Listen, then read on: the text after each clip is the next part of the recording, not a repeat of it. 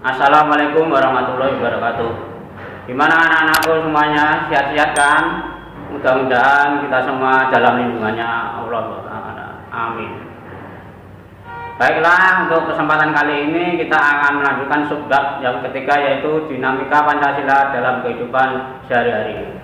Gimana anak-anakku, sudah siap? Kalau sudah siap, silakan simak video berikut ini. Perwujudan nilai-nilai Pancasila dalam berbagai kehidupan.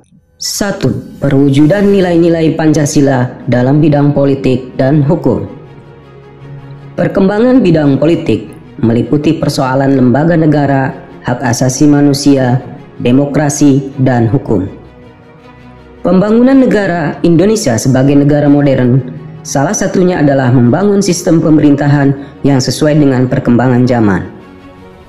Lembaga negara dikembangkan sesuai dengan kemajuan dan kebutuhan masyarakat dan negara. Pengembangan lembaga negara dapat dilakukan berdasarkan pada lembaga yang sudah ada dalam masyarakat, menciptakan lembaga baru, atau mencontoh lembaga negara dari negara lain.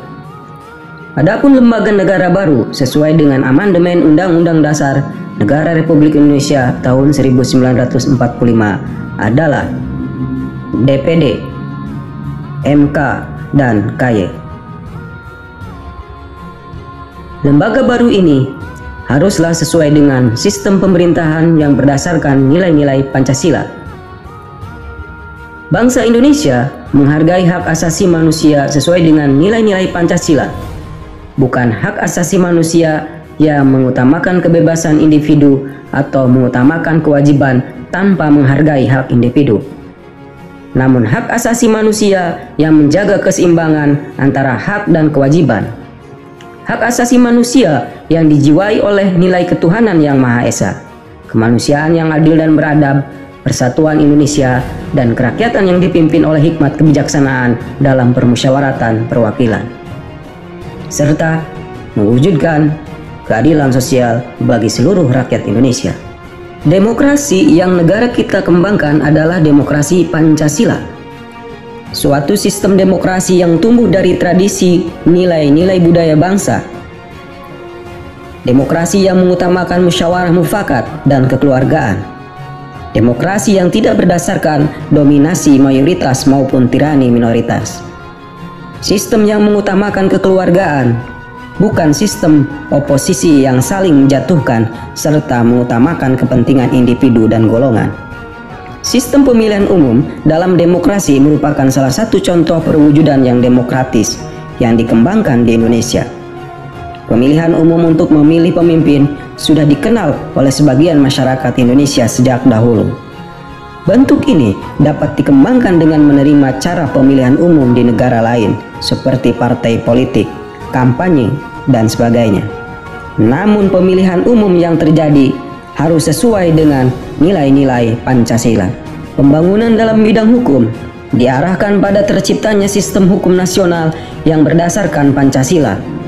Hukum nasional harus bersumber pada nilai-nilai Pancasila sebagai sumber dari segala sumber hukum.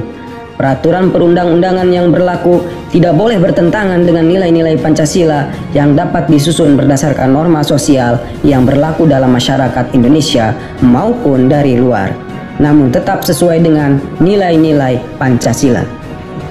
2. Perwujudan nilai-nilai Pancasila dalam bidang ekonomi. Sistem perekonomian yang dikembangkan oleh sistem ekonomi yang dijiwai oleh nilai-nilai Pancasila.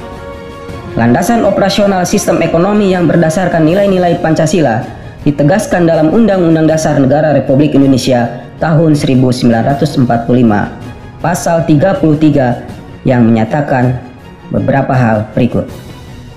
1. Perekonomian disusun sebagai usaha bersama berdasar atas asas kekeluargaan. 2. Cabang-cabang produksi yang penting bagi negara dan menguasai hajat hidup orang banyak dikuasai oleh negara. 3. Bumi dan air dan kekayaan alam yang terkandung di dalamnya dikuasai oleh negara dan dipergunakan untuk sebesar-besar kemakmuran rakyat.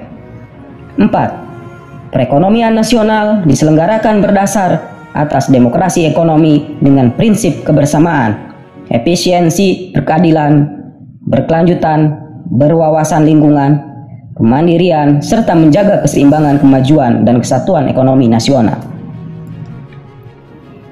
Berbagai wujud sistem ekonomi, baik yang sudah ada dalam masyarakat Indonesia maupun sebagai bentuk pengaruh asing, dapat dikembangkan selama sesuai dengan nilai-nilai Pancasila. Dalam masyarakat saat ini sudah dikenal ada banyak bank, supermarket, mall, bursa saham, perusahaan, dan sebagainya. Semua lembaga perekonomian tersebut dapat kita terima selama sesuai dengan nilai-nilai Pancasila. 3. Perwujudan nilai-nilai Pancasila dalam bidang sosial budaya.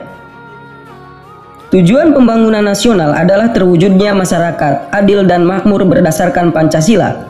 Kita menghendaki terwujudnya masyarakat yang berdasarkan Pancasila.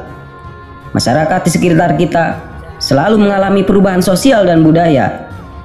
Agar perubahan tersebut tetap terarah pada terwujudnya masyarakat berdasarkan Pancasila, sistem nilai sosial dan budaya dalam masyarakat dikembangkan sesuai dengan nilai-nilai Pancasila. Sistem nilai sosial yang ada dalam masyarakat Indonesia terus dikembangkan agar lebih maju dan modern. Oleh karena itu, proses modernisasi perlu terus dikembangkan. Modernisasi tidak berarti westernisasi, namun lebih diartikan sebagai proses perubahan menuju ke arah kemajuan. Nilai-nilai sosial yang sudah ada dalam masyarakat yang sesuai dengan Pancasila, seperti kekeluargaan, musyawarah, serta gotong royong, terus dipelihara dan diwariskan kepada generasi muda. Demikian juga nilai-nilai sosial dari luar, seperti semangat bekerja keras, kedisiplinan, dan sikap ilmiah dapat diterima sesuai nilai-nilai Pancasila.